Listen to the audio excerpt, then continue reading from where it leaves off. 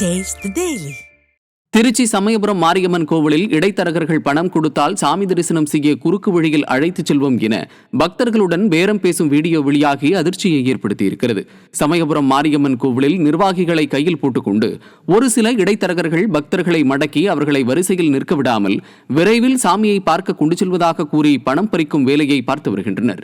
இந்த மோசடி பின்னணியில் அறநிலையத்துறை அதிகாரிகளுக்கும் தொடர்பு இருப்பதாக குற்றச்சாட்டு எழுந்துள்ளது. 16 பேர் ஒரு மாதிரி சண்டை வச்சுருவாங்க. 4 பேர் மட்டும் கொடுங்க, உங்கள் கையோடு கொடுக்குறாங்க. அவங்க நிறைய 14 பேர் இருக்கிறாங்க. 4 பேர் மட்டும் நினைக்க முடியாதுல்ல அதுன்னு சொல்லி அப்படியே முச்சாடி வரும். அப்படியே கேட்டு போயிடலாம்.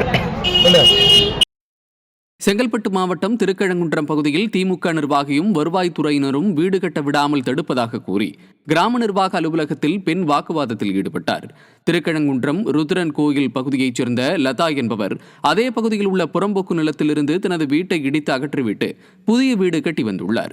இந்த நிலையில் முன்விரோதம் காரணமாக இதுகுறித்து திமுக நிர்வாகி கோபால் என்பவர் கிராம நிர்வாக அலுவலர் மற்றும் வருவாய் ஆய்வாளரிடம் கூறி தன்னை வீடு கட்ட விடாமல் தடுப்பதாக குற்றம் சாட்டியுள்ளார். மேலும் அரசு அதிகாரிகளும் வீடு கட்டும் இடம் சுடுகாட்டு இடம் என கூறி தனது இடத்தில் நோட்டீஸ் ஒட்டியுள்ளதாக கிராம நிர்வாக அலுவலர் அலுவலகத்தில் லதா வாக்குவாதத்தில் ஈடுபட்டார்.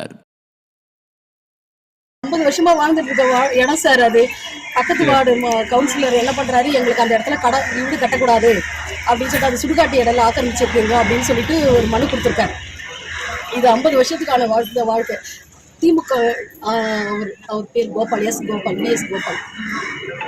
இது எங்கள் அப்பா 50 வருஷமான வாழ்க்கையோட அதோட அடையாளம். அதுக்கு வீட்டு வரி, கரண்ட் பில்லு எல்லாமே கட்டி நாங்கள் வாழ்க்கை வரோம்.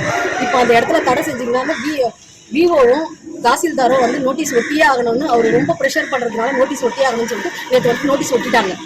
திருவாரூர் மாவட்ட ஆட்சியர் அலுவலகம் முன்பு தமிழ்நாடு அரசு பணியாளர் சங்கத்தின் சார்பில் கவனஈர்ப்பு ஆர்ப்பாட்டம் நடைபெற்றது. பழைய ஓய்வூதிய திட்டத்தை நடைமுறைப்படுத்த வேண்டும், கால சரண்டர் விடுப்பு ஒப்படைப்பு உள்ளிட்ட தேர்தல் வாக்குறுதிகளை ஸ்டாலின் அரசு உடனடியாக நிறைவேற்ற வேண்டும் உள்ளிட்ட 10 அம்ச கோரிக்கைகளை வலியுறுத்தி ஆர்ப்பாட்டத்தில் ஈடுபட்டனர்.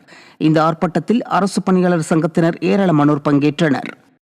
திருவண்ணாமலை மாவட்டம் ஆரணியில் நெல் மூட்டைகளை ஏற்றி வந்த சரக்கு லாரி மோதி மின் விளக்கு கம்பங்கள் சாய்ந்தது.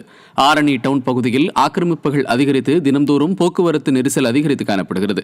இந்த நிலையில் நெல் மூட்டைகளை ஏற்றிக் கொண்டு வந்த சரக்கு லாரி திடீரென நெல் மூட்டைகள் சரிந்து சாலையின் நடுவே இருந்த மின்கம்பங்கள் மீது மோதி 2 மின்கம்பங்கள் சாலையில் சாய்ந்தன.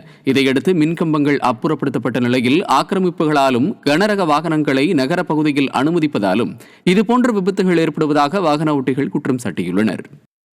திண்டுக்கல் மாவட்டம் வேடசந்தூர் பேருந்து நிலையத்தில் மதுபோதை நபர் ஒருவர் கீழே படுத்து உருண்டு அராஜகம் செய்த சம்பவம் அங்கிருந்த மக்களிடம் முகசுளிப்பை ஏற்படுத்தியது.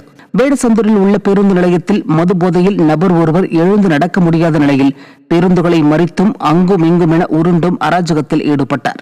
இதனால் பொதுமக்களும் பேருந்து ஓட்டுநர்களும் கடும் அவதியடைந்தனர். திறனற்ற திமுக ஆட்சியில் மதுபோதையால் சட்டம் ஒழுங்கு சீர்கெடுவதாக பொதுமக்கள் குற்றம் சாட்டியுள்ளனர்.